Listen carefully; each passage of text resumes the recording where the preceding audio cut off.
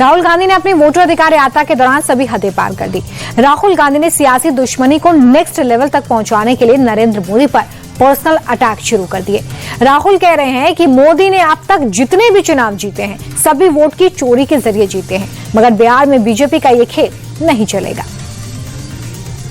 नरेंद्र मोदी जी 2019 के चुनाव के बाद रिजल्ट आने से पहले प्रेस कॉन्फ्रेंस करते हैं, कहते हैं 300 सीटें आएंगी। हिंदुस्तान के सारे पोस्टर कुछ और कह रहे हैं, ओपिनियन पोल कुछ और कह रहे हैं। नरेंद्र मोदी कहता है 300 सीट आएगी, कितनी आई? 300 आई। क्यों? वोट चोर। मैं आपको गारंटी देने कह रहा हूं और अच्छी तरह सुनिए, नरेंद्र मोदी वोट चोरी करके चुनाव जीतता है। बिहार चुनाव में आरजेडी का हाथ पकड़कर चल रही कांग्रेस के नेता ने मोदी पर निजी वार किया, तो तेजस्वी ने भी उसी दिशा में सियासी प्रहार किया। तेजस्वी पर्सनल अटैक तक तो नहीं गए, लेकिन वोट चोरी के अपने आरोपों पर अडिग नजर आए। राहुल की तरह तेजस्वी भी यही कह रहे हैं कि बिहार में इस बार वोट चोरी का खेल नहीं चलेगा।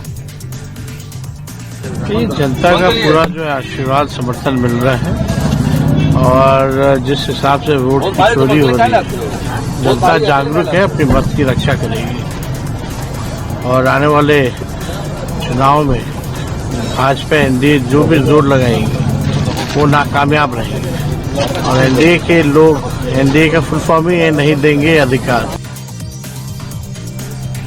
राहुल गांधी ने मोदी की पर्सनल इमेज पर डेंट मारने की जो कोशिश की थी, बीजेपी ने उसे एक्सपोज किया। गौरव भाटिया ने राहुल और तेजस्वी के गठबंधन को महाठगबंधन करार देते हुए कहा कि इनका काम सिर्फ गाली गलौज करना है, ये बिहार की तरक्की नहीं चाहते। लेकिन बिहार की जनता जंगल राज का दंश अभी भूली नहीं है। इनकी सियासी जोड़ी का असली अंजाम तो चुनाव के बाद ही पता चलेगा।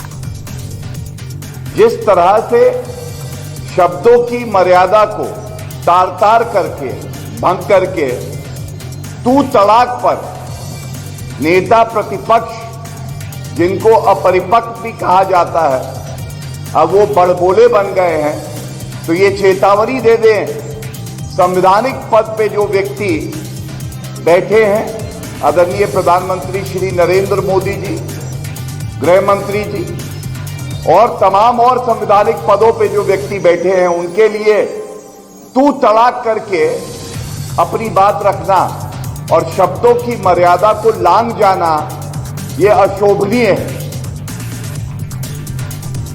अब बात दिल्ली की करते हैं, जहां पर आप प्रदेश अध्यक्ष सौरभ भारद्वाज के ठिकानों पर ईडी की रेड और 20 घंटे की पूछताछ से पॉलिटिक्स इस वक्त आई है। अभी सौरभ भारद्वाज ने ईडी की पूछताछ को लेकर अपना वर्जन साफ किया है।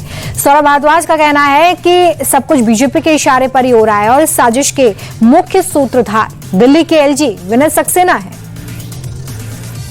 ये पूरा का पूरा मामला फैब्रिकेटेड है, झूठा है और दिल्ली के उपराज्यपाल विनय कुमार सक्सेना ने क्रिमिनल कॉन्स्पिरेसी करके मुझे फंसाने की कोशिश की है और इसके सबूत मेरे पास है। I have evidence. अगर मैं झूठ बोलूं तो इस चीज के लिए मुझे जेल हो जाए, इस चीज के लिए जेल हो जाए अगर मैं आज झूठ बोल रहा हूं। यहां पे मैं अपने आप को बाउंड कर रहा हूं इस चीज के लिए। ईडी के असिस्टेंट